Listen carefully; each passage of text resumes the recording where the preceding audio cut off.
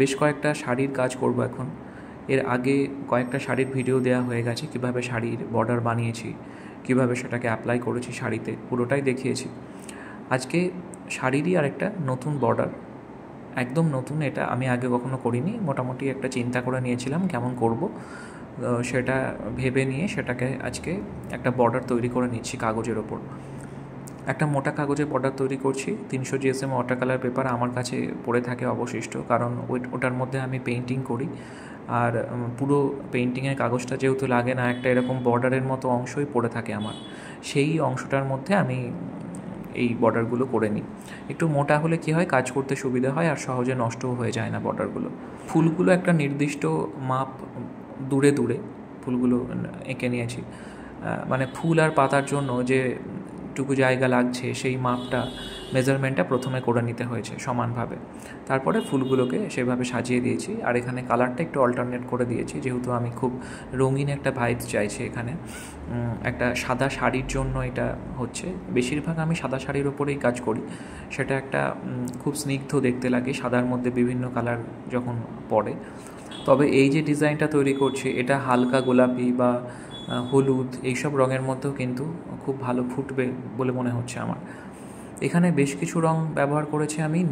নীলের সঙ্গে contrast orange আছে, আর সবুজের দুটো শেডস আছে। তাছাড়া গ্রিন তো আছেই, গ্রিন অবশ্যই লাগে, মানে কালারটার যে একটা সৌন্দর্য প্রকাশ করতে, মানে ফ্লোরাল কোনো ডিজাইন থাকলে সেখানে গ্রিন অবশ্যই ব্যবহার করতে হবে পাতা দিতে গেলে। আর পাতার ক্ষেত্রে আমি সবসময় দুটো শেড ব্যবহার করি, একটা লাইট গ্রিন, একটা ডিপ গ্রিন। স্যাপ গ্রিনও যদি ব্যবহার করি সেক্ষেত্রেও ডার্ক লাইটের একটা শেড আমি ব্যবহার করেই থাকি সব সময়। পুরো ছবিটা আঁকার পরে জাস্ট ব্ল্যাক দিয়ে বর্ডার করে দিচ্ছি এখানে। তবে শাড়িতে যখন এটাকে আমি করব, তখন কিন্তু এই বর্ডারটার পরেও ভেতরে কিছু ব্ল্যাক দিয়ে কাজ হবে, কারণ এটা একটা মধুবনী স্টাইলের কাজ করতে চলেছি আমি। মানে ওই রকম একটা টাইপস এখানে থাকবে, ওই ভেতরে যে দাগ দাগ দাগ দাগ থাকে মধুবনীতে, সেই রকম একটা করব ভেবেছি।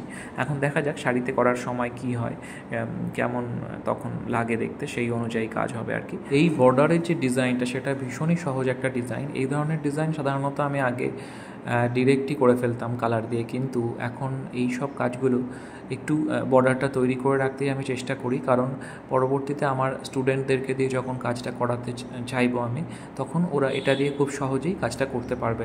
তো এটা দেখিয়ে দিলাম, তাতে আমার মনে হয় দর্শকদেরও অনেক সুবিধা হবে, যারা এইসব কাজ করে, যারা রেগুলার আমার ভিডিও ফলো করে।